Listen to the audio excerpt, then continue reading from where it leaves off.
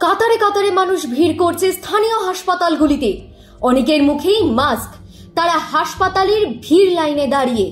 চীনের নতুন ভিডিও দেখে ফের আতঙ্ক বিশ্ব জুড়ে। শীতের মুখে এই ভিডিও সাধারণ মানুষের মনে আতঙ্ক ছড়িয়েছে ব্যাপক হারে। অনেকেই প্রশ্ন করছেন, অতিমারির পর কি ফের বিশ্বে ছড়িয়ে পড়বে নতুন ভাইরাস?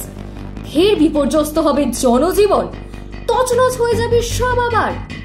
জানা গিয়েছে করোনার প্রায় 5 বছর পর চীনে আবার HMPV সহ একাধিক ভাইরাস ছড়িয়ে পড়ছে ব্যাপক হারে। কেউ কেউ বলছেন একাধিক ভাইরাস মানুষের শরীরে থাবা বসাচ্ছে দ্রুত হারে। মূলত 14 বছর বয়সী নিচের শিশু এবং বয়স্করা আক্রান্ত হচ্ছেন। ভাইরাসের প্রকোপে কাতারে কাতারে মানুষ হাসপাতাল মুখী হচ্ছে। আবার কিছু সোশ্যাল মিডিয়ার পোস্টে জানা গিয়েছে আক্রান্ত হচ্ছে হাজার হাজার শিশুরা হোয়াইট লাংসে ভুগছে। শুধু হাসপাতালে ভিড় নয়, লম্বা লাইন শ্মশানের সামনেও। অর্থাৎ ভাইরাসের প্রকোপে প্রাণ হারাচ্ছেন বহু মানুষ।